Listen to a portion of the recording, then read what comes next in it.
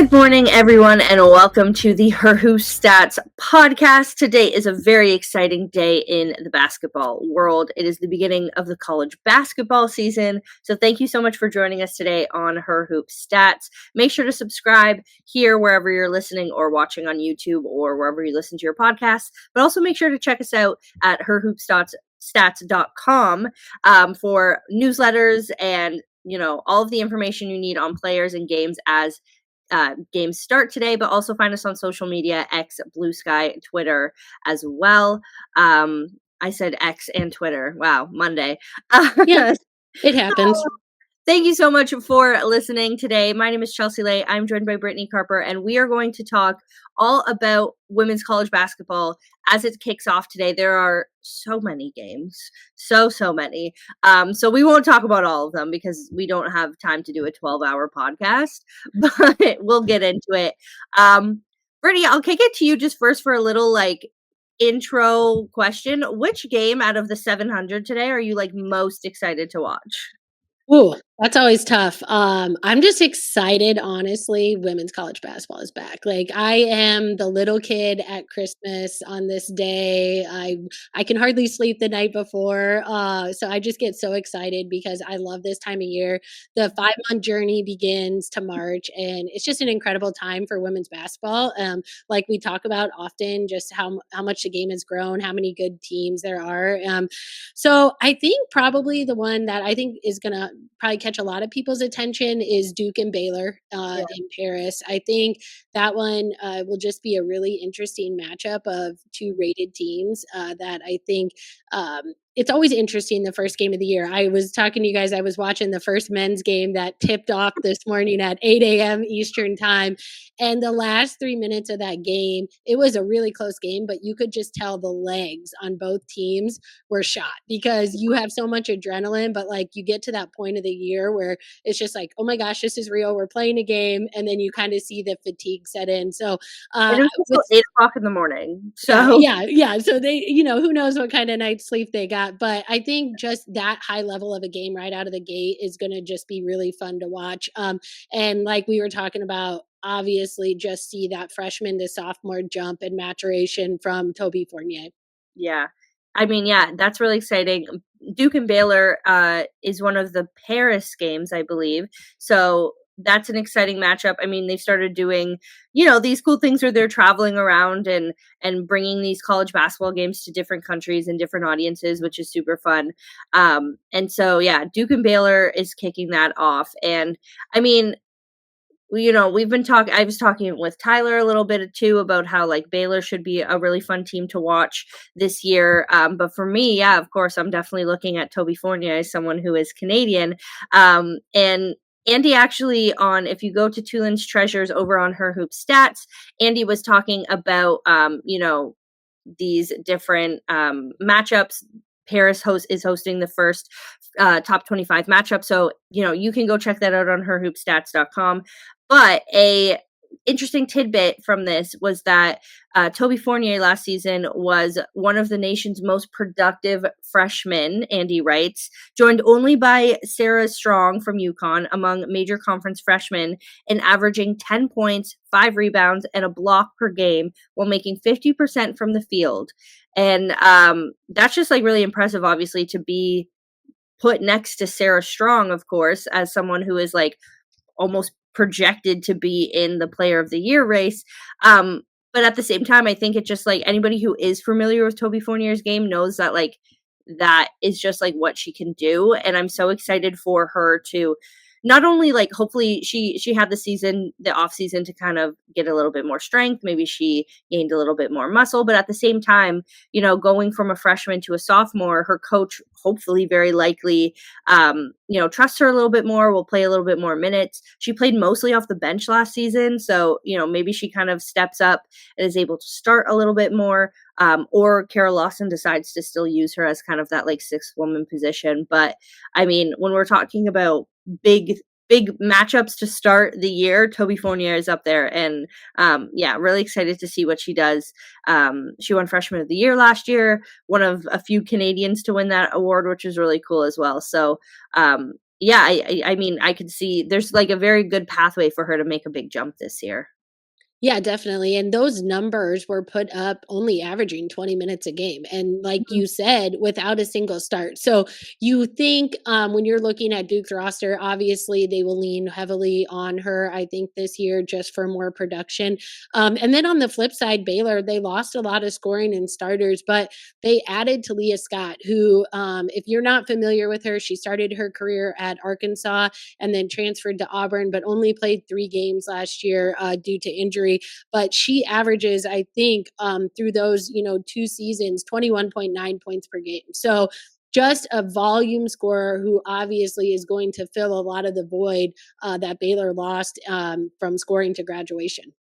Yeah, and I mean, another, I think, team matchup game that we're really excited for, obviously not happening today, but happening tomorrow, is, UConn, the national champions, are starting their season, and I mean, starting their first season in 5 years without Paige Beckers, but of course, I mean, they still have AZ Fudd, they still have Sarah Strong, they have a ton of really great, players that they've grabbed from the transfer portal that are just coming up in their program, but they play against Louisville tomorrow.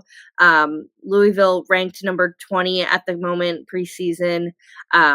UConn obviously ranked number one, but I mean, I'm with that. I mean, another freshman that you're just excited to see year two of, Sarah Strong. And I mean, she was not only the best freshman in the country last year, but like one of the best players in the country, regardless, last year. And I do think she's going to step up this year and be like the best player in the country. And just like the skill, the physicality, the footwork, just like everything she has at such a young age is just like so incredible to watch. UConn had, obviously a few exhibition games, and I think in the first one she scored like something like 15 or around the 15-point range in like a single quarter. And obviously it's like when you think about non-conference, and we say this all the time, like you kind of have to take some of these games with a grain of salt, because it's like, a lot of these non-conference matchups are, someone like UConn and like a mid-major school or someone, that is coming to that they've made this matchup with. And so it is really hard to judge um the competitiveness in which these teams will have in like March, or like in, these big tournaments during non-conference, because people are still kind of acclimating to the season, and you're having these matchups that you're, not going to have when it comes to like, the Sweet 16 and et cetera, et cetera.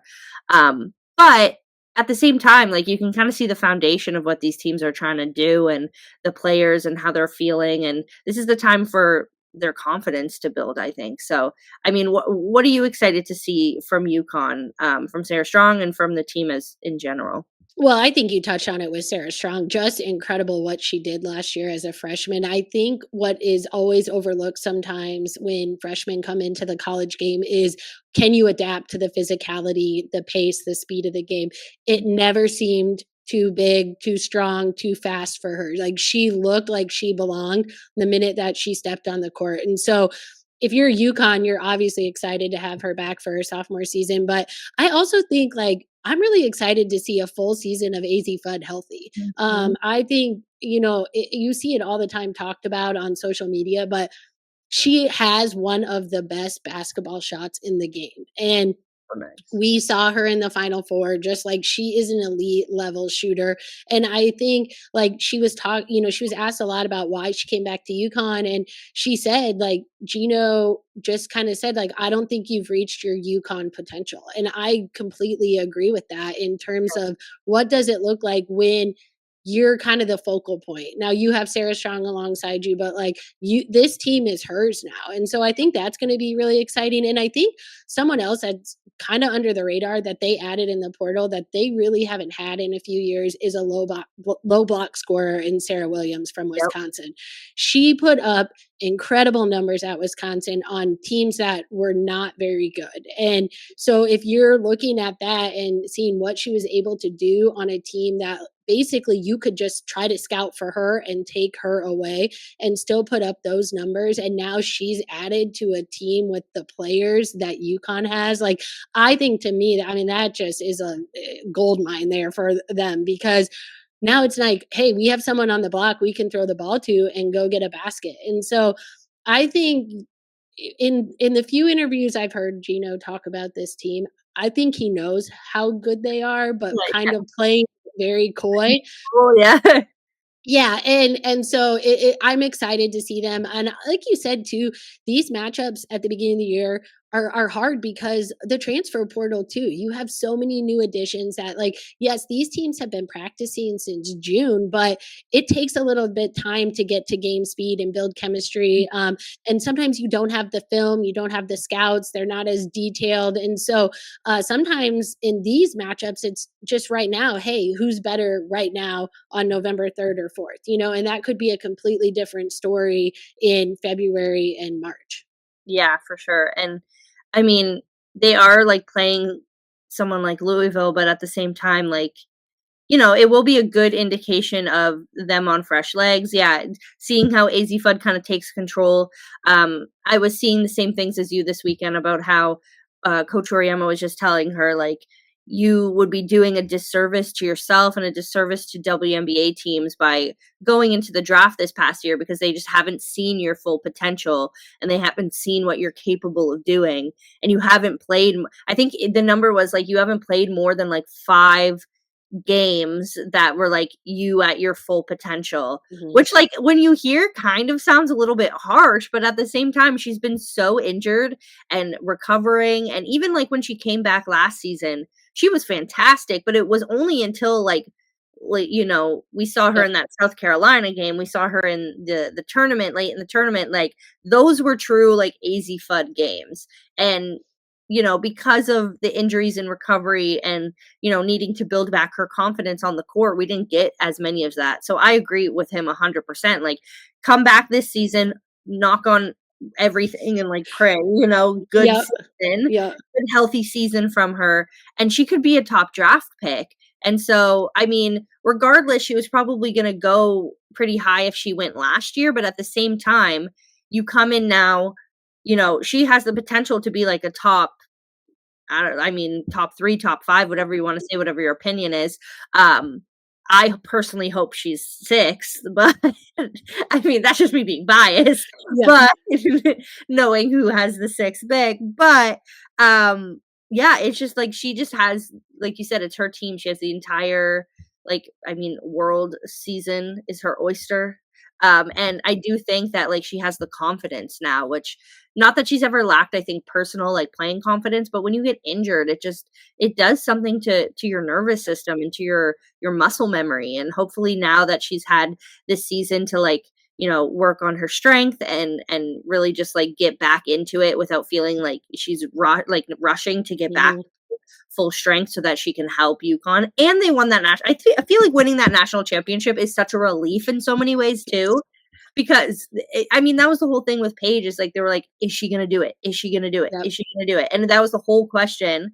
And there's this whole conversation of like, can you be in the top whatever without winning a national championship? And people have varying opinions on that based on who has a national championship and who doesn't.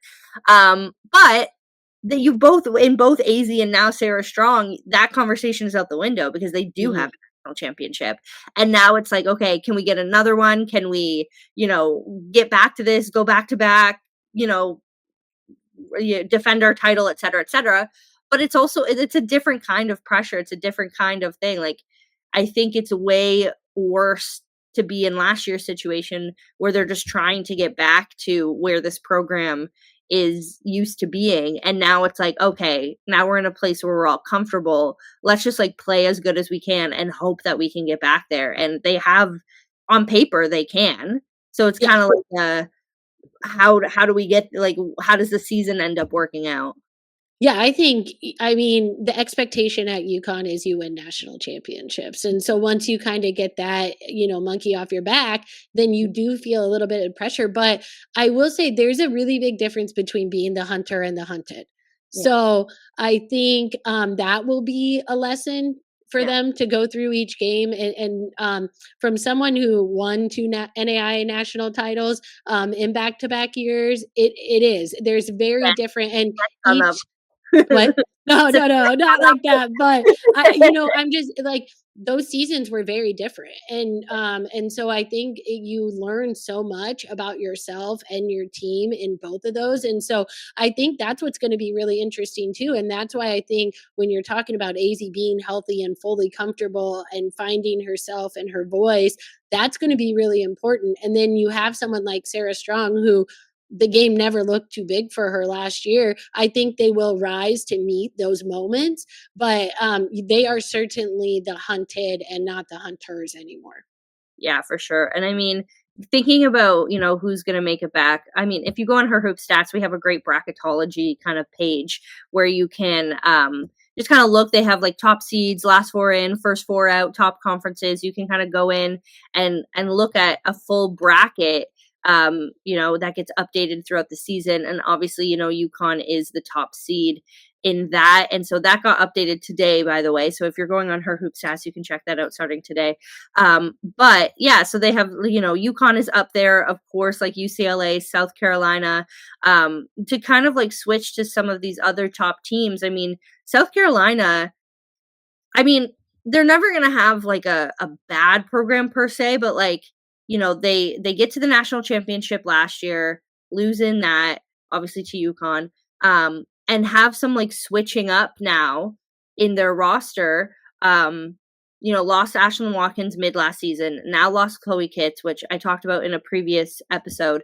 Definitely like impacts them. But at the same time, now they have Tanaya Latson. And I think when I think about South Carolina starting their season, the biggest like person that I'm going to be looking for to see how they blend in is Tanaya Latson, because I mean, you get a scorer like that from, Florida State, who like honestly was the number one player on her team, was great, one of the best players in her conference, but then comes and switches to another conference where, the play style is different, the physicality is different.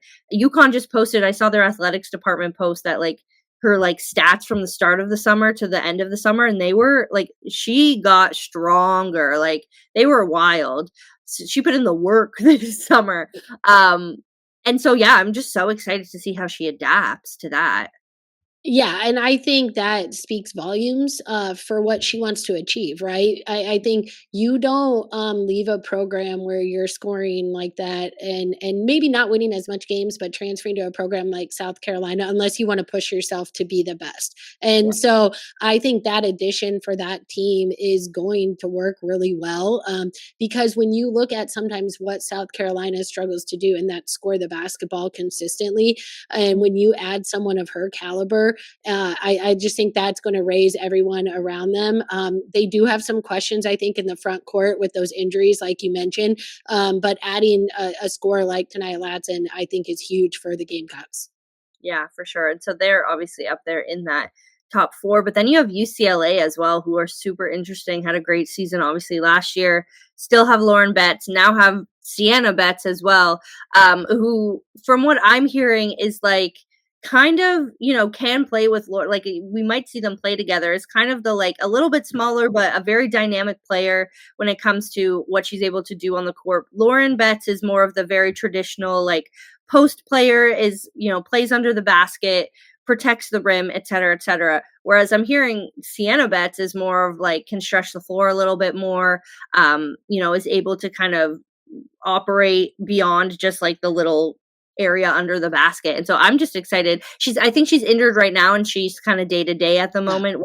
Won't be able to see her, get her college start just yet. But I mean, that's a really exciting prospect to add to a team that was already so good last year.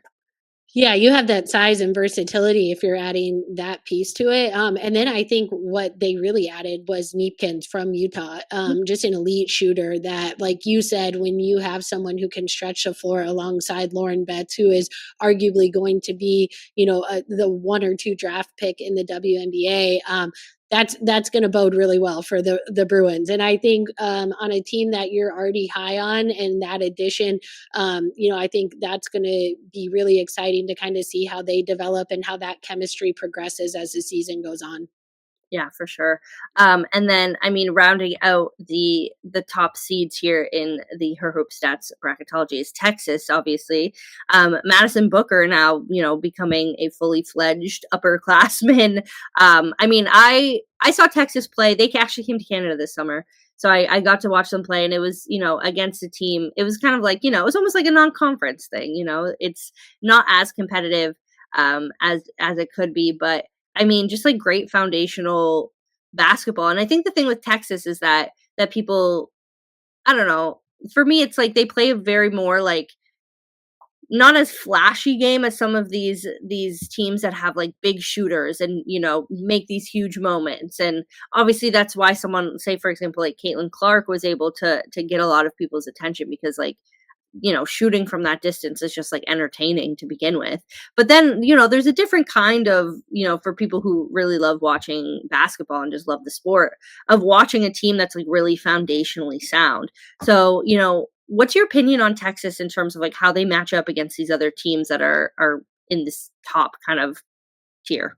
Yeah, I think the biggest thing with Texas is their three-point shooting. Mhm. So, what is great about them is they are really good inside the arc, but outside of it, do they add enough pieces that they can stretch the floor and give someone like Madison Booker more room in the mid-range and around the rim? They added Ashton Judd from Missouri, who was a really good three-point shooter for them last year. I think she's injured, so we'll miss maybe the first couple weeks here, but I think that's the biggest thing is, can they have enough players make that shot? And it doesn't have to be the logo shots, but if you don't have someone who can consistently stretch the floor for your team, it makes it really hard for a team like Texas to score enough to win games against teams that can.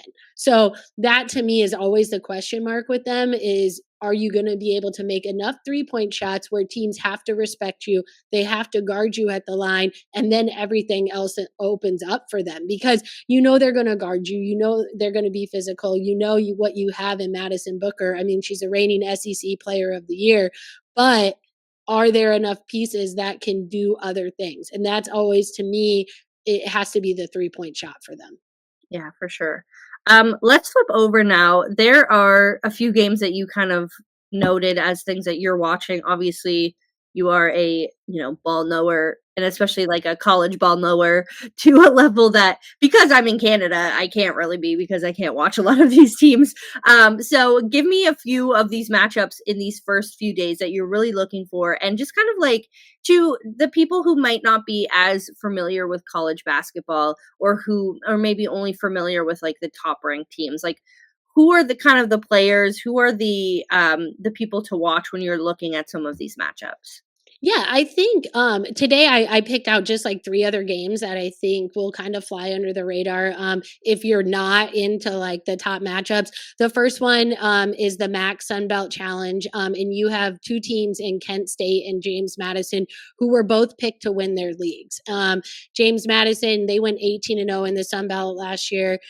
They actually did get the I think, did they get the at large? I actually no, they got snubbed. I think after going undefeated in the Sun Belt, and so that to me is going to be a really interesting game because you get two high level mid majors going at it right out of the gates. And like I said, that's sometimes a bit challenging when you do play, a high level game right away. But to me, those are the games that for those two teams really make a big difference going forward on how their season. The second one, which isn't necessarily under the radar because I feel like they are both very prominent names in women's basketball, and that's South Dakota State and Creighton. But Creighton is going to look very, very different. I think they graduated 6 or 7 seniors last year, the majority of their lineup. But, you've fallen in love with how Creighton plays the game. They're very motion based. They play a lot of, inside out, the ball moves, they shoot threes. They're just a really fun team to watch, but they have so much turnover. And then you have a team like South Dakota State who has been the bona fide mid major program. I mean, they have just been a powerhouse. They've defeated so many many, Power Four teams over the last several years. Aaron Johnston has done an incredible job there. They returned Brooklyn Meyer, who again is a player to watch and know if you're not, nationally in the conversation for other players. But at the mid-major level, she's really good. And so I'm excited about that matchup. And then the other one I kind of noted was Ball State and Arkansas State. Ball State had that incredible run last year, but they lost, I think it was 7 or 8 seniors. And so you're really looking at a new team. They have a ton of international players that I'm not really even familiar with, but I think, Coach Brady Saley has done an incredible job there. And then you have Arkansas State, who they finished second in the Sun Belt last year, and then they made that incredible run through the tourney and upset James Madison. And so that I think is going to be another really high-powered mid-major clash that I'm looking forward to. But if you have the time, especially now during the day, when some of the education day games are going on, find one or two of those games and just kind of really see what else is out there besides, if you just don't get the ABCs or the ESPNs consistently, because there is so much good basketball that just kind of flies under the radar, especially at some of those mid-major schools. Yeah, and I mean, you can also go. I mean, her hoop stats has obviously follows a lot of the mid-major players as well, given the whole scouting for mid-major player of the year. There's already been kind of the watch list that has come out, so I mean, you can check out her hoop stats for that. That's a great kind of way to look at some of these mid-major players and kind of see who's out there. But before we kind of finish off today, I do kind of want to shift a little bit to kind of look at the draft, because now that we're getting into college season, I mean, it's a great time to start talking about the draft, even though that's in like 6, 7 months. But I mean, that's such a huge component to the college basketball season, is kind of following these players and kind of their last chances to move up in draft stock. And I feel like this draft is really, really interesting because, of course, you have top basketball prospects here in the NCAA, like Lauren Betts, AZ Fudd, et cetera, et cetera. But I think the national voice, I don't know if that's what you call it, but I mean, there's a great prospect in Awafam, and I don't think people are putting her high enough on the totem pole yet. And she's having a great season in Valencia right now, playing pro hoops in France, on a Valencia team that is stacked, mind you. Like, if you go look at that roster, you're like, oh, wow. Like, I wasn't really clocking French or Spanish. No, Spanish is Spanish. I said France. Apologies to Europe, my people, but it's in Spain. Valencia's in Spain. But if you look at that roster, it's like it's stacked with young talent, with international talent. Kayla Alexander from Canada is on that roster, which is really cool to watch. You have WNBA talent going there, and then you have this prospect in Awafam who, I mean, is going to be such a great WNBA player and is such a great prospect. And I feel like it was the same thing with Dominique Malonga last year. She did end up going second, but that only kind of came up at the end when people were like truly going into scouting and like looking at her as a player. And so I think that's kind of happening the same way, where, there's a lot of these international players coming over now, and Awafam is one of them. Right now, right now the mock drafts aren't very aligned, obviously, because it's very early, but one of them has her 6th, which I mean, I'll take, but yeah, we'll sign up for that.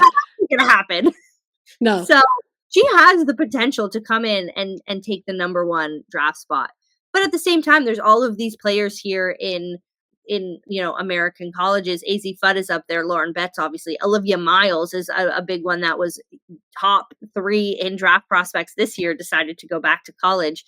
Flau'jae Johnson is another one, who's Tanaya Latson. There's so many of these players that we're going to see. And I think the exciting part about looking at the mock drafts now is like the potential for them to change as the season goes on. Like, there's the mock drafts of now will probably get more accurate once, say, like January, once conference play starts. And then the closer we get to the tournament, the more people kind of start like playing with them a little bit, and players really start just like stepping it up. And then obviously you have, what happens right after the tournament, which is another fun idea of players like playing up and being able to like put these great performances that then like launch their draft stock a little bit. But, not sure if you've really been looking at what like the draft it looks like, but to you, like what stands out? For me, it's that Owl fam, how she's not high enough yet. What Yeah. about Well, I think if you, have a chance, first of all, get on and watch some games or clips of her just so you are I think the tough part with international players is the college game is so consuming leading up to the you? Yeah, draft that it yeah, sometimes just gets lost in translation, but I was thinking, like, this college season is the first time where maybe you don't have a legitimate face of women's college basketball. Like, we've had Caitlin Clark, we've had Paige Beckers, it was supposed to be Juju Watkins, and now with her injury, it's like we have so much talent, but it's not just one player that is, I think, just kind of captivating everyone that watches and listens and follows. And so that, with the draft, I just think there's so much talent, yeah, especially at the guard position, that it's just going to be fun, like you said, to kind of watch and see how everyone kind of places themselves as the season progresses. But I think once you hit February, March, like, yeah, you can probably tweak a few spots, but it also depends. We're also going into a crazy season of WNBA free agency. So, what does the team look like? yeah, And so what are you trying to add? And so sometimes it's not necessarily, I know it's supposed to be the best, player available, but it's what does it look like within your franchise, And so that to me is going to be really interesting too, to see how that all shakes out. Fingers crossed that we are at a point where we get a draft, and I know we all are hoping for that, but that to me is just going to be the really exciting thing, is to kind of see how all that stuff shakes out, and then where do these players fit in to yeah. finalize those pieces of the puzzles for those franchises. Yeah, and I think it's so interesting knowing that we have 2 expansion teams coming in, and, like, for them, it's like, they probably will take best available because they're just building their teams and they want they're trying to find those franchise players that they can keep for a while and really build into these, like, face of the franchise. But then you also get them at, like, 6 and 7, which a lot of times, like, it really depends on the year, but this is a really strong draft, and I truly think that, like, if you're drafting 7th or 6th, like, you're getting a really strong, really, high potential player. And so, yeah, I mean, for those of you who might not be as tapped in wondering what the news is on the WNBA, CBA, they reached an agreement on, um Thursday or Friday to extend for 30 days. So obviously the original CBA was set to expire Friday night. They hit that deal. So they have 30 days now to hopefully come up with another deal. We'll see what happens. There's a few of these like stipulations here with doing an extension. One that really caught my eye was the fact that either side can cancel the extension at any point. So I mean, if they really piss each other off, I guess. Like you can just be like, nope, we're done. Which again would be wild. But yeah, that kind of gives us a little bit more breathing room to think about getting a deal done and hopefully getting something done for that really benefits the players and really is able to check off the wants that they want. But at the same time, we are kind of in this like this looming kind of time period where like we don't know what's going to happen. We don't know how long after this the college season the draft is going to happen, all of this stuff. So yeah, it'll definitely be interesting, but yeah, it's definitely I think the one of the fun parts for me, and I mean now that I have a team in the mix of the WNBA is to like watch the college season and be like, okay, who are we gonna draft? Not only first, but also like, then there's second round, third round, which every year get more and more crucial to the WNBA and your roster building because of the fact that we're getting more roster spots. And like we saw multiple third round draft picks make teams and be able to stay on their teams last season. I mean, the one that immediately comes to my head is Caitlin Chen from UConn being able to. I mean, she was initially cut from Golden State, was playing somewhere else, and then was called back to Golden State and stayed for the rest of the season. So, I mean, second and third round, even a few years ago, we were like, meh, like okay, like Yep. they're gonna get drafted, they'll go to training camp, they'll go to Europe or wherever. But now it's like, okay, these players can actually play. So like being able to scout the draft like farther into the rounds is also a really exciting prospect. Yeah, and I just think that speaks to the volume of how the game has grown, right? How every year it's just gotten better and deeper the draft has because the players are better. And so I think that's what makes this, college season again so exciting because yeah, UConn is a perennial favorite, but you also have so many other teams that have incredible players, great storylines, just all the things that lead up to that draft and to the next level that I think why we've seen the game grow so much is just because of the influx of talent that over the last couple of years that has really propelled obviously the college game, but then the W as well. Yeah, for sure. I mean, it's just, yeah, it's an exciting time to be a basketball fan. Of course, we have, the air might be getting colder, but we have college basketball now to kind of lock in and watch instead of going outside, I guess. Exactly. Here in Toronto, anyway, it's cold now. But I mean, yeah, it's exciting, and we'll talk about it more as the weeks go on. I mean, I'm excited for this week to kind of see how people are out the gate. And then, I mean, next week we're going to start getting into rankings and start getting into like more conversations about how these teams actually look as opposed to just like preseason questions. But yeah, it's just like it's a great time. And I mean, like we always say, women's basketball is like a full year sport. There's no off season. There definitely is it.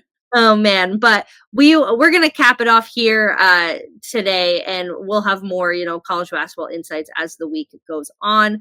But I mean, thanks, Brittany, for coming on and chatting with me, and of course, like giving all of your insight. And I mean, like you said, back to back national Yeah. champion over here. I was just giving a, like trying to say, No, hey, it's no, you gotta flex on them, flex on no, them. no chance, no chance.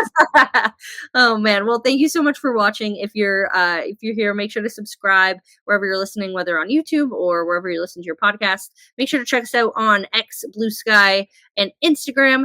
And go to herhoopstats.com to check out our bracketology, our newsletter, our rankings.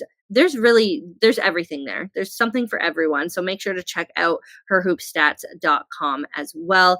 Thank you so much for listening, and we will see you next time.